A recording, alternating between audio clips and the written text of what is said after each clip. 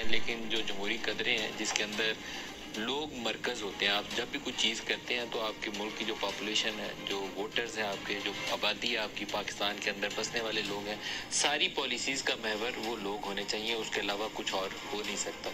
तरक्याती programme बनाने हैं, तालीमी पॉलिसी बनानी है, पाकिस्तान की फॉरेन पॉलिसी का अपने रुख मुतय्यन करना है, निसाब के अंदर क्या चीज़ें पढ़ानी है, हर चीज़ के अंदर फोकस वो लोग रहने चाहिए और उन्हीं के चोजन रिप्रेजेंटेटिव जो ये पॉलिसी बनाते हैं।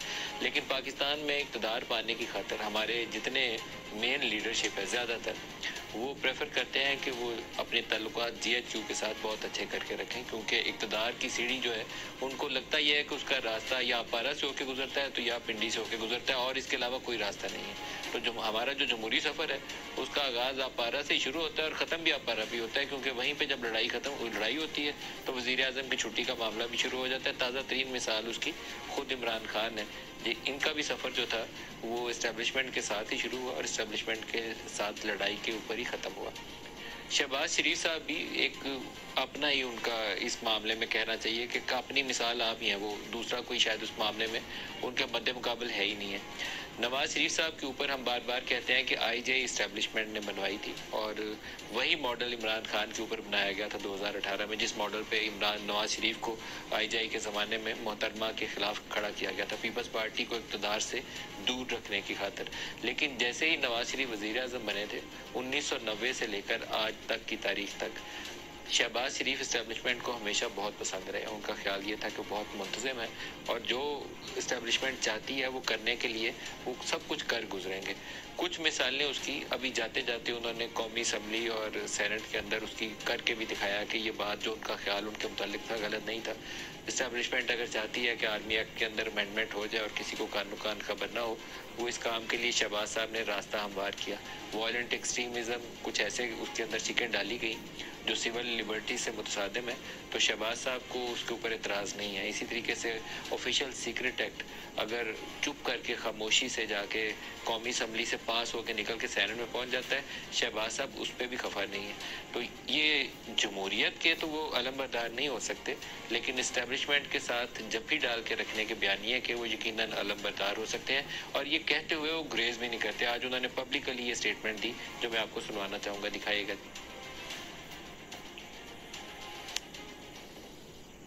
यार दोस्ताना देते रहेंगे, ये तो जनाब एस्टेब्लिशमेंट का आदमी है, फलां है। मुझे इन चीज़ों से मेरी सेहत पर कोई असर नहीं पड़ता। क्यों कि मेरे अगर ज़ाती मफादात लेने होते तब तो बात थी। बहुत अपने सिपा सलारों से मेरी मुलाकातें रही, हुकूमत में भी और अपोजिशन में भी, और एक ही मकसद होता था कि ये मुल्क तरक्की करे और इस्लामाबाद की हुकूमत और रावलपिंडी की इस्टेब्लिशमेंट और दूसरे इदारे मिलकर मशावरत करें और पाकिस्तान को बाहर लेके जाएं, जिसके लिए हज़रत कायद-ए-आज़म ने ख्वाब देखा था और बड़ी अजीम कुर्बानियाँ दी गई। कायद-ए-आज़म का नाम हमारे सारे सियासतदान इस्तेमाल करते हैं और कोई करीब से भी नहीं गुजरा जो स्पिरिट वो लेकर चले थे, जो कि हमने पाकिस्तान जिसमें आज सांस ले रहे हैं, जिस तरीके से उन्होंने हासिल किया और जो जिदोजहद की, कोई करीब भी नहीं फटकता। उनके सिर्फ नाम लेके तो अपने नंबर टांगने की खातिर इस्तेमाल करते हैं। रातों को जाके GHQ में मीटिंग करना, ये शहबाज शरीफ साहब का यकीनन कमाल था और ये सदा से रहा। जब से बड़ा भाई इनका वज़ीर-ए-आज़म बना तो उनके मसाइल हर आर्मी चीफ के साथ हो जाते थे। वहीद काकड़ से शुरू हुए थे और आखिर तक मुशर्रफ तक किसी एक के साथ उनकी बनती नहीं थी और हमारे शहबाज शरीफ साहब की किसी से बिगड़ती नहीं थी, सबके साथ ये बना के रखते थे। अभी भी सिनारियो बड़ा अजीबोगरीब है, बड़ी इंटरेस्टिंग पोजीशन है। कहा यह जाता है कि मौजूदा जो आर्मी चीफ हैं, इनके लिए अगर एक शख्स ने स्टैंड लिया पूरे पाकिस्तान में या सियासी लीडरशिप ने, तो उसका नाम नवाज शरीफ है।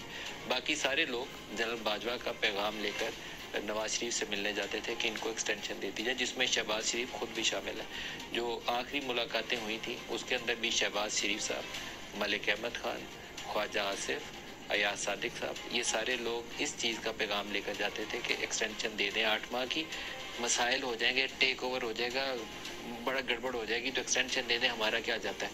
तो लेकिन एक बंदा जिसने स्टैंड लिया था कि नहीं एक्सटेंशन नहीं, जनरल आसिम मुनीर को चीफ लगाना है, उसका नाम नवाज शरीफ है। इसी तरीके से आज से 3-3.5 साल पहले जब जनरल बाजवा को 3 साल की एक्सटेंशन दी गई थी और ख्वाजा आसिफ ने अब उसका पब्लिकली एक बयान के अंदर इजहार भी कर दिया कि वो हमें पंजाब हुकूमत ऑफ़र की गई थी उस एक्सटेंशन के लिए भी नवाज शरीफ को आमादा करने या उस मीटिंग की डिस्कशन के लिए जो 4 लोग गए थे वो यही 4 लोग थे। ख्वाजा आसिफ गए थे, शहबाज शरीफ गए थे, अयाज सादिक गए थे और राना तनवीर गए थे। तो ये जमहूरियत है। अगर ये जमहूरियत है तो फिर हमें इसका नाम लेना बंद कर देना चाहिए। आज जो हमारे प्रोग्राम में मेहमान शख्सियत है वो इस तरह की मुलाकातों में उनका भी हिस्सा रहा है। वो क्या कहते रहे उन मुलाकातों में, एक्सटेंशन की हिमायत करते रहे, किसी के हक में बोलते रहे, खिलाफ में, उन्हीं से जानना चाहूँगा। Former prime minister Shahid Khaqan Abbasi साहब, अब्बासी साहब बहुत शुक्रिया आप हमारे साथ शामिल हो रहे हैं। आप ही की ज़ुबानी सुन लें जी कहानी, क्योंकि मुझे याद पड़ता है कि उस ज़माने में आप कोई इलाज की घर से हॉस्पिटल में थे। मेरी आपसे फ़ोन पे बात भी हुई थी, खैरियत भी आपकी पूछी, आर्मी चीफ के एक्सटेंशन से भी पूछा था, आपकी पार्टी के कुछ लोगों से गर्मी सर्दी भी हो गई थी। कौन लोग थे जो उस वक्त आज से 3.5 साल पहले जनरल बाजवा की एक्सटेंशन करवाने के लिए लंदन गए थे? नहीं देखिए, मैं तो उस वक्त जेल में था। ये मुझे इल्म नहीं है कौन गए थे, वहाँ क्या बातचीत हुई, और वहाँ जो बातचीत हुई वो उसका इजहार किसी ने भी खुलकर नहीं किया, क्योंकि वहाँ पर एक हलफ लिया गया था कि हम इसको पब्लिक नहीं करेंगे। तो बहरहाल वो एक्सटेंशन हो गई। 4 लोग थे ना जी, खुद शहबाज शरीफ थे, अयाज सादिक थे, राना तनवीर थे, मुझे इसका नहीं है, लेकिन ज्यादा लोग थे, मतलब 8-10 लोग थे। और आके कहा था गैर मशहूर ने, जिस मीटिंग के अंदर इन्होंने कायल किया था, मेरी अकॉर्डिंग टू माई इन्फॉर्मेशन जिन लोगों से मैंने पूछा था यही 4 लोग थे। और ख्वाजा से साहब ने पब्लिकली स्टेटमेंट दी थी, कैमरे के ऊपर होगी हमारे रिकॉर्ड में, कि गैर मशरूत हमायत करेंगे जी एक्सटेंशन की। बहरहाल वो हुआ जी, वो हुआ, और उसका असर वोट तमाम जमातों ने दिया था।